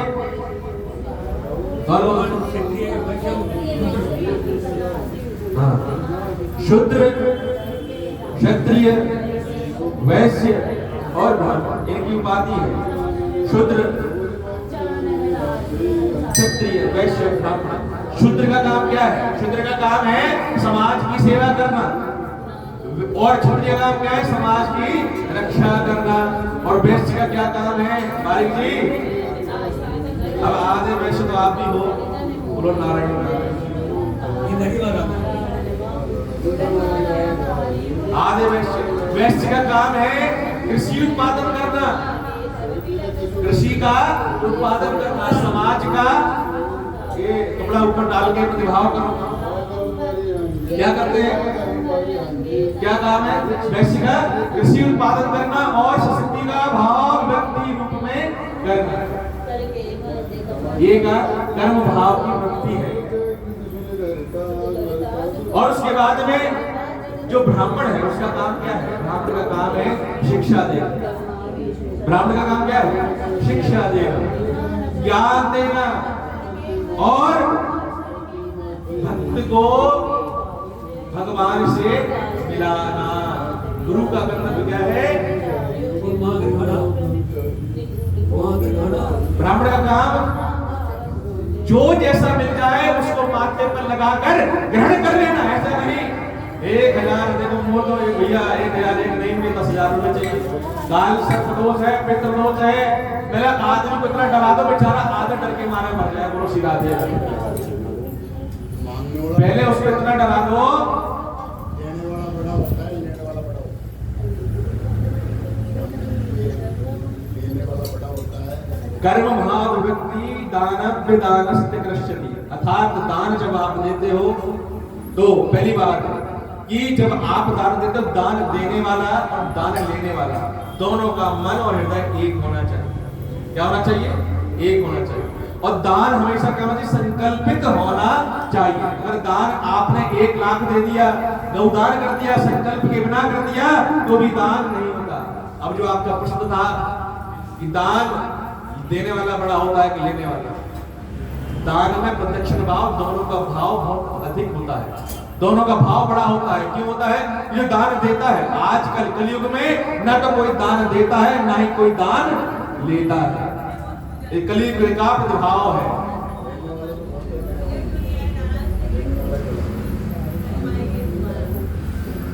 दान लेने वाला भी नहीं है। अब क्यों नहीं है इसका परिभाषा आपको बताता हूं। दान लिया कैसे जाता है और दान लिया कैसे? दान की बात आई है, दान का मैं आपको भाव बताता हूं। दान का 5 मिनट का समय है। दान का भाव क्या है? दान हृदय से भाव से, हृदय का बहुत प्रमुख चीज का प्रमुख जो स्थान हृदय का बहुत स्थान है। 5 कामेंद्रियां हैं, 5 ज्ञानेंद्रियां हैं और 11वां है आपका मन। जब 5 कामेंद्रियां और 5 ज्ञानेंद्रियां और मन जब स्थिर हो जाए और जब दान दिया जाता है तो दान कहलाता है। अगर आपकी कामेंद्रियां और ज्ञानेंद्रियां स्थिर नहीं है और आपका मन चलायमान है तो आप लाखों भंडार करा दीजिए, हजारों गाय दान दे दीजिए, आपका ज्ञान नहीं लगेगा।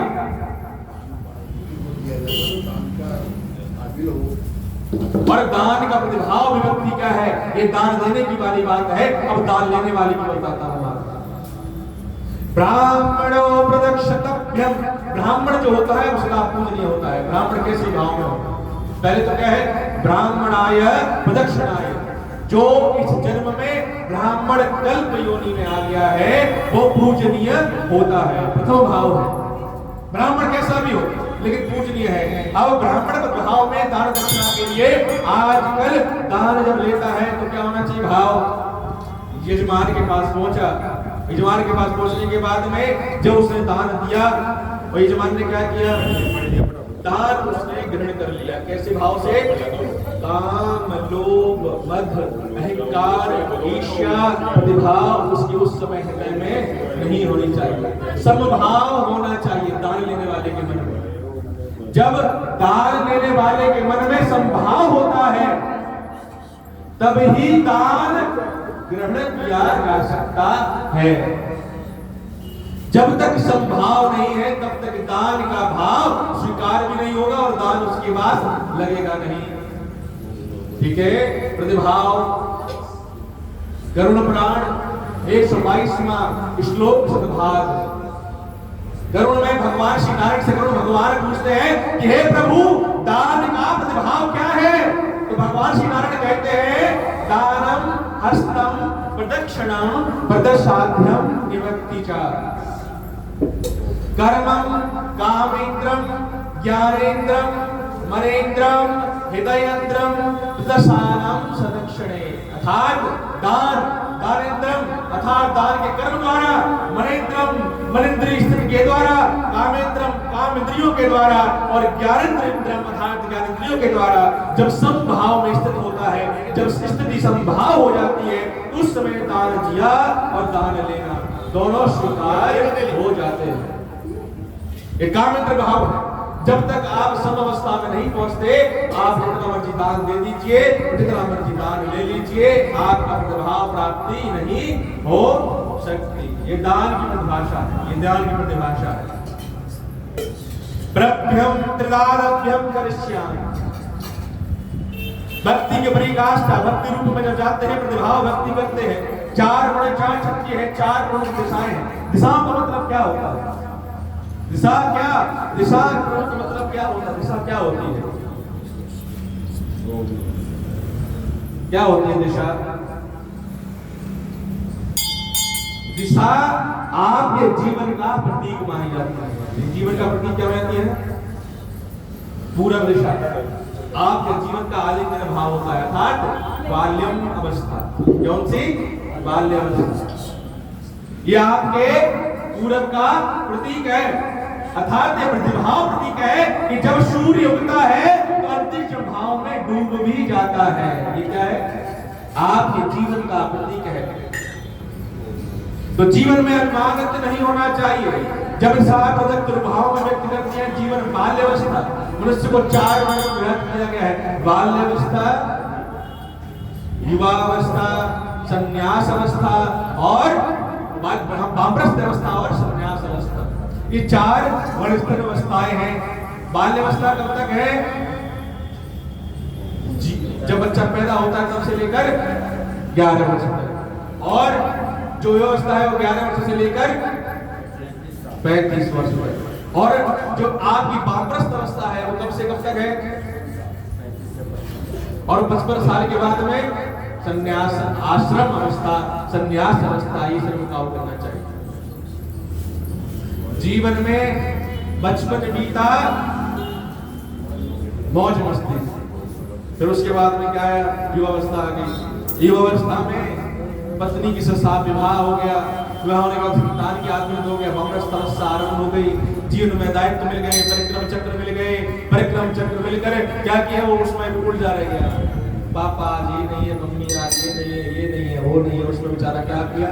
बाल्यावस्था गई, युवावस्था चली गई, वामप्रस्थ अवस्था चली गई। अब क्या करते हैं? अब जीवन में जो कर्म करना चाहिए, जिसके लिए इस जीवन का आगमन हुआ, मनुष्य देह का आगमन हुआ, मनुष्य देह की प्राप्ति के बाद भी जीवन का लक्ष्य भूल गया। तो क्या किया? आजकल कोई बिल्कुल नहीं है। आजकल माता पिता के पास जो ज्ञान है वो इतना ज्ञान वो दे देते हैं। बचपन से बच्चों को संस्कार देने चाहिए। किस प्रकार के संस्कार? बड़ों के आदर सत्कार करना, बड़ों के चरण स्पर्श करना, अपने गुरु आश्रम में जाकर संस्कृति करना, गुरु के आज्ञा का पालन करना। आजकल तो भगवान, आज कलयुग में तो गुरु कोई नहीं बनाता,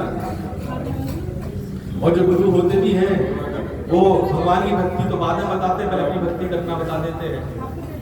गुरु का मतलब क्या होता है? गुरु का मतलब वो होता है कि गुरु वही है जो भगवान को उस शिष्य से मिला दे, वो गुरु कहलाता है।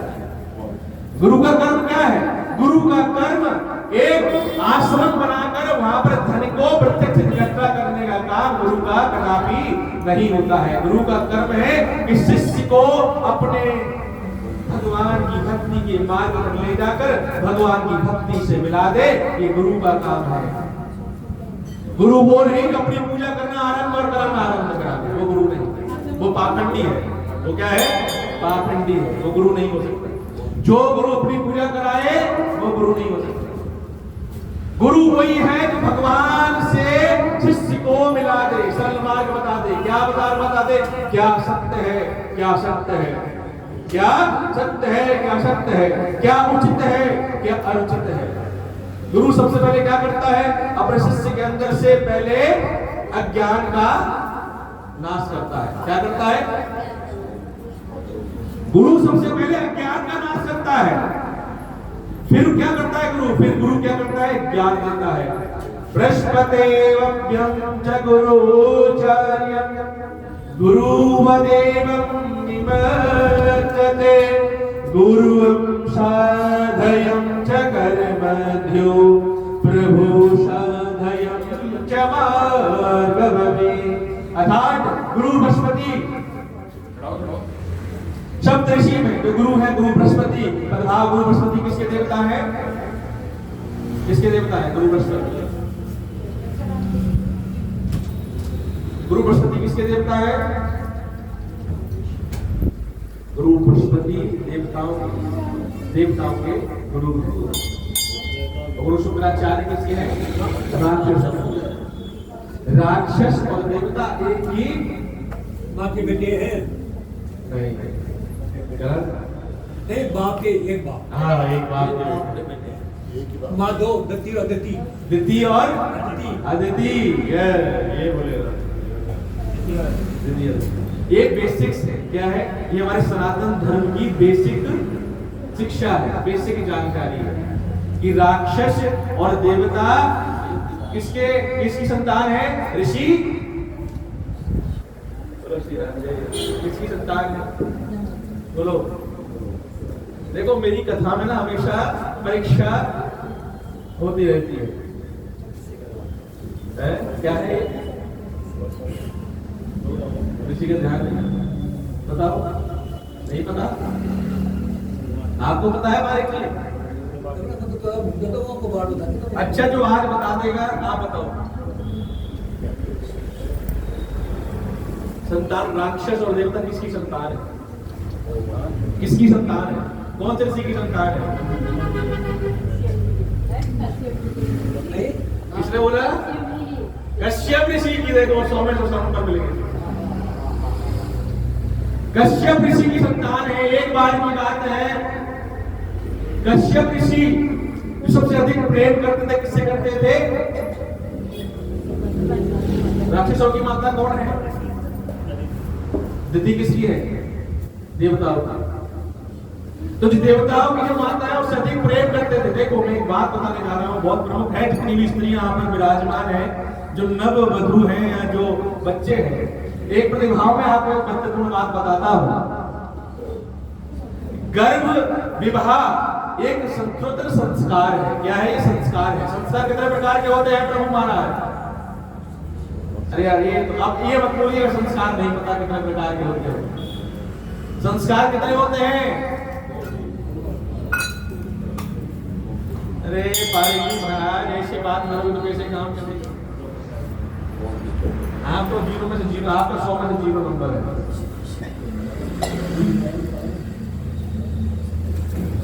संस्कार कितने होते हैं? 16 संस्कार होते हैं। तो कॉन्फिडेंस नहीं था ना, डाउट कंडीशन में थे, भरोसा अखंड विश्वास नहीं था ना हमारी की, डाउट में था। 16 होते हैं कि 12 होते हैं? 16 संस्कार होते हैं। मतलब संस्कार कौन सा होता है? यही तो भाई है। सनातन संस्कृति में हम विराजमान हैं और हमें संस्कारों का मतलब पता नहीं है। ये हमारी बहुत बड़ी विडंबना है। क्या है? विडंबना है। 16 संस्कार होते हैं। अंतिम संस्कार क्या होता है? सबको जानना जरूरी है। सबको जानना जरूरी है। जाने को नहीं जाने तो धर्म को 16 संस्कार। कथा का मतलब क्या होता है? जो ग्रंथ से निकलकर और हृदय में समा जाए वो कथा अमृत कथा कहलाती है। कथा को सुनना नहीं होता, कथा को जीवन में उतारना होता है। क्यों? कथा जीवन में 16 संस्कार कौन कौन से होते हैं? पहला संस्कार होता है सत्ययोजन संस्कार, जिसे बोलते हैं जब बच्चा गर्भ में आता है तो उसको प्रथम संस्कार कहा जाता है। ठीक है? क्या कहा जाता है उसको? प्रथम संस्कार है। प्रथम संस्कारयम सप्तम सत्यदृशायम गर्भोधायम दक्षिणायम। अर्थात जब संतान गर्भ में आ जाती है उसको प्रथम संस्कार कहा जाता है। और प्रथम संस्कार के बाद में जितनी गर्भवती स्त्रियां होती है, आज तो मेरे बड़ो गोलगप्पे खाने को मन कर रहा हो भाई। क्या कर रहा है? गोलगप्पे खाने का मन कर रहा है, चटपटा खाने का मन कर रहा है। तो जब बच्चा गर्भ में आ जाता है तो स्त्री को चाहिए, क्या चाहिए? कि हमेशा अच्छा क्या करना चाहिए? श्रवण करना चाहिए। अच्छा देखना चाहिए। अच्छा श्वास जो सूंघना होता है इसे बोलते सूंघना। अच्छा सूंघना चाहिए। अच्छा भोजन ग्रहण करना चाहिए। कौन सा भोजन? भोजन कितने प्रकार का होता है? श्रीमद् भागवत गीता कितने लोगों ने सुनी है? सात्विक भोजन। सात्विक भोजन ग्रहण करना चाहिए। सात्विक भोजन में क्या होता है? ना तो ज्यादा कड़वा, ना ज्यादा मीठा, ना ज्यादा तेज और ना ज्यादा फीका। प्रतिभाव भोजन सात्विक भोजन होना चाहिए। अधिक मिर्च मसाले नहीं होने चाहिए। सात्विक भोजन होना चाहिए। और सात्विक क्या है? हृदय मन में क्या है? सात्विक सोच होनी चाहिए। क्या होनी चाहिए? सोच। क्या ध्यान होना चाहिए? कृष्णभ्यम ध्यान वयो प्रधभ्यम गर्भोधभ्यम अवस्थायम। क्या होना चाहिए? आपके मन में भगवान श्री कृष्ण का बालकपन का चित्र होना चाहिए। भगवान लड्डू गोपाल जी का ध्यान निमित्त होना चाहिए। और हृदय में क्या होना चाहिए? ईर्ष्या काम लोभ मद सबका निमित्त होना चाहिए। कोई भ्रम भाव नहीं होना चाहिए। ये प्रथम संस्कार हो गया। द्वितीय संस्कार क्या है? बारीक जी क्या दूसरा संस्कार? ऐसे काम नहीं चलेगा, ऐसे काम चलेगा। वो सीना नहीं। दूसरा संस्कार जो बताएगा, तीसरा संस्कार फिर ही बताऊंगा। दूसरा संस्कार, यहाँ बहुत बहुत बुजुर्ग लेडीज है, मैं पूछना चाहता हूँ दूसरा संस्कार क्या होता है? इसकी शक्ति तेज है वो बताइए। दूसरा संस्कार अब कोई ध्यान आपको पता है? दूसरा संस्कार ये आज एक उदाहरण है हम सभी के लिए, हम सामाजिक लोगों के लिए, कि हम सनातन संस्कृति के अंदर विराजमान है, मनुष्य देह प्राप्त की है और भेड़ चाल में चले जा रहे हैं, चले जा रहे हैं, चले जा रहे हैं। पीछे मुझे देख ही नहीं रहेगा। संस्कारों के बारे में पता नहीं है हमको। जब हमें पता नहीं संस्कारों के बारे में, तो अपनी संतान को संस्कार का क्या पाठ पढ़ाएंगे? बहुत ही दुर्भाग्य की बात है। ये कोई हंसने वाली बात नहीं है, हाथ प्रदान की बात नहीं है। ये बहुत ही दुर्भाग्यपूर्ण है कि हमें संस्कारों के भाव में पता नहीं है संस्कार क्या क्या है। हमें संस्कारों के बारे में पता नहीं। आज नहीं तो विरक्त है। आजकल के बच्चे माता पिता को तू करके बात करते हैं। आजकल माता पिता बच्चे को बोलते हैं, अरे उधर बैठी रहो, बड़ा फालतू की बात मत करो। ये वाले संस्कारों का भाव है। हम अपने बच्चों को संस्कार नहीं दे पाते क्योंकि संस्कारों का ज्ञान हमको स्वयं नहीं है। तो संस्कार बच्चों को क्या देंगे? ये विडंबना है, दुर्भाग्यपूर्ण है। हमें अपने धर्म की रक्षा और अपने धर्म को निमित्त मार्ग पर लेके जाना चाहिए। यह हर सनातनी का कर्तव्य होना चाहिए कि अपने धर्म की रक्षा और धर्म का भाव कर्म रूप में करके लेके जाना चाहिए। ये हर सनातन का कर्तव्य है। संकल्प करना चाहिए। दूसरा संस्कार होता है उत्तीर्ण संस्कार। जब बच्चे का गर्भ में, एक होता है गर्भ में जब आ जाता है, दूसरा जब गर्भ में 7 मास पूरे हो जाते हैं। 7 मास क्यों? 7 मास से क्या करते हैं? जब बच्चा गर्भ में हो जाता है तो 7 मास पर कौन सी संस्कार करते हैं? आप बताइए, क्या बोलते हैं उसको? बताइए आप। नहीं नहीं नहीं नहीं नहीं नहीं है, ये नहीं है। सप्तम आप बताइए कौन आ गया? बहुत बड़ी विडंबना है। चौमू जैसी नगरी में ऐसे क्यों करते हो आप? इसका मतलब बताइए। नहीं कैसे करते, ऐसे क्यों करते हो? ऐसे बताओ इसका मतलब क्या है? इसका मतलब बताना पड़ेगा। देखो मुझे ज्ञान नहीं है, मैं क्या नहीं मुझे बताइए। ये चंदन है, गोपी चंदन की कथा है। कभी समय मिलेगा तो करूंगा। गोपी चंदन का मतलब लोगों को पता नहीं गोपी चंदन क्या है।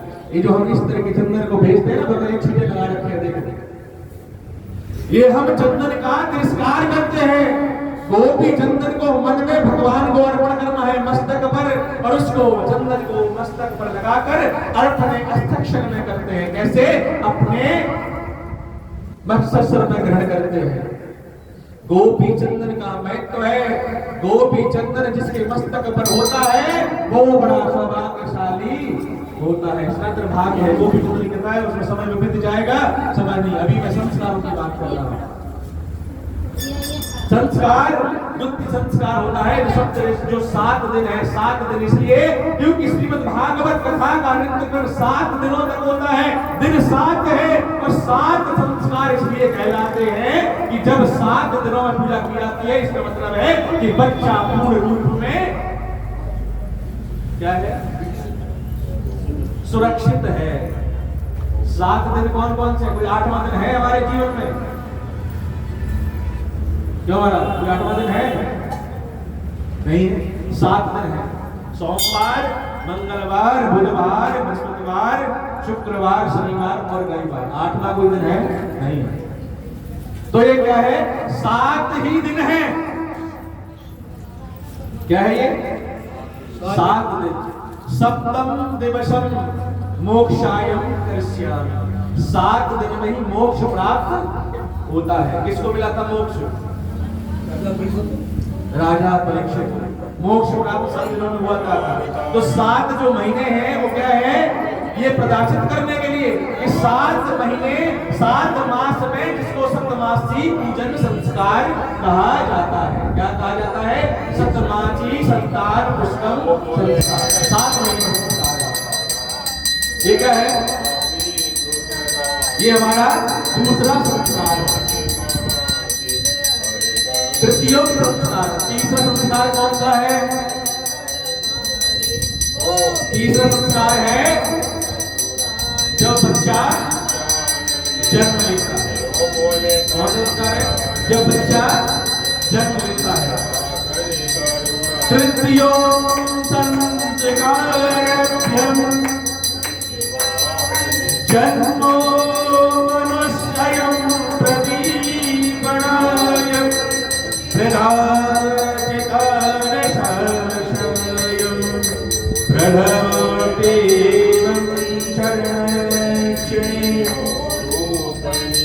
तो तीसरा संस्कार कौन सा होता है? जन्म का संस्कार होता है। जब बच्चा कब आता है? इस धरा पर आ जाता है। तो क्या कहते हैं? तीसरा संस्कार। इसको कौन सा संस्कार कहा जाता है?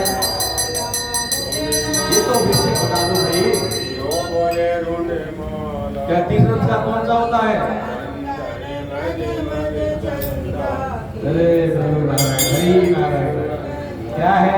चौमुख नगरी में क्या हो रहा है? तीसरा संस्कार है जन्मोत्सव संस्कार। जिसे जन्मोत्सव कहा जाता है। क्या कहा जाता है? जन्मोत्सव संस्कार। तीसरा संस्कार मारवाड़ी में गए जलवा। जलवा भगवान श्री कृष्ण का जलवा हुआ था। कहाँ हुआ था? जब भगवान श्री कृष्ण का जन्म हुआ। जलवा कहा जाता है। जलवा मतलब भव्य। जलवे का मतलब होता है भव्य, अर्थात जिसमें आनंद का अभद्र भाव हो जाता है उसको जलवा कहते हैं। ये तीसरा संस्कार है। चौथा संस्कार होता है जब बच्चा पूजा करते हैं। शुद्धियम साध्य संस्कार। कब होता है संस्कार? हो बच्चा पैदा होने के बाद होता है। कब होता है संस्कार?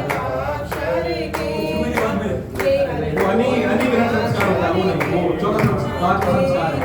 चौथा संस्कार कौन सा है? जब बच्चे का क्या करते हैं? शुद्धि संस्कार कहते हैं। क्या कहते हैं? वो कितने दिनों के बाद होता है? उसको क्या बोलते हैं? सूतक बोलते हैं। कब तक रहता है? हर एक कब तक रहता है सूतक?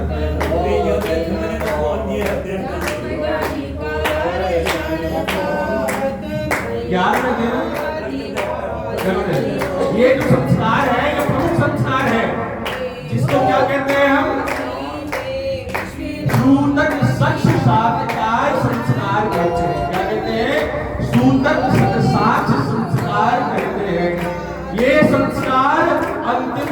संस्कार जब होता है तब दोबारा से किया जाता है। इसमें क्या करते हैं? घर की शुद्धि करते हैं, हवन यज्ञ करते हैं, इत्यादि इत्यादि प्रभाव जो भी सनातन संस्कृति में है, जो इसका धर्म है उस धर्म के अनुसार इसका प्रभाव का अनुपालन किया जाता है। पंचम संस्कार जो आपने बताया था वो क्या कहते हैं? अन्न ग्रहण संस्कार कहते हैं। जब बच्चे का वो कितना महीने के बाद होता है? 5 महीने बाद, 6ठे महीने में किया जाता है। 5 महीने बाद है वो 6ठे महीने में, मतलब 5 महीने में किया, 6ठे महीने के आरंभ में किया जाता है। आरंभ में अंतिम समय 6 महीने क्यों? अब मैं आधी बात नहीं बता देखो 6 महीने क्यों? 6 महीने में क्यों अन्न ग्रहण संस्कार करते हैं? 7 महीने में 8 महीने में क्यों नहीं करते? ये बताइए क्यों कहते हैं? चाबी करती चाबी नहीं है, ये ज्ञान की पराकाष्ठा है। सनातन धर्म संस्कृति के अंदर में अगर हमें ज्ञान नहीं है तो हमें दुर्भाग्यपूर्ण बात है। ये 6 महीने क्यों करते हैं? जब बच्चा गर्भ में रहता है तो 6ठे महीने के बाद में अन्नप्राशन ग्रहण करना आरंभ करता है। क्या करता है बच्चा? जब बच्चा गर्भ में होता है 6 महीने के बाद में अन्नप्राशन ग्रहण आरंभ करता है, इसलिए 6 महीने के बाद में उसका द्वारा से प्रक्षण अंकुर संस्कार कहा जाता है। कितने संस्कार हो गए? सप्तम संस्कार। 7वां संस्कार क्या होता है? 1 वर्ष के बाद, 1 वर्ष के बाद 1 वर्ष के बाद संस्कार कहते हैं। कौन संस्कार होता है? अच्छा नहीं पता संस्कार? हाँ जी प्रभु जी बताइए संस्कार। नहीं बता दो, आज तो बता दो, अभी बता दो। 1 वर्ष के बाद में उसको कहते हैं अनियोजित संस्कार। क्या कहते हैं? याद रहे, अनियोजित संस्कार। अनियोजित का मतलब जो हमारी कलयुग, हमारी पृथ्वी का जो भाग है, देवताओं का कर्म भाग है, जो हम देवताओं को, देव और राक्षस, इन दोनों का समय सार है। क्या समय सार है? जब हम भगवान को कोई भोग अर्पण करते हैं तो देवताओं को ग्रहण करने में कितना समय लगता है?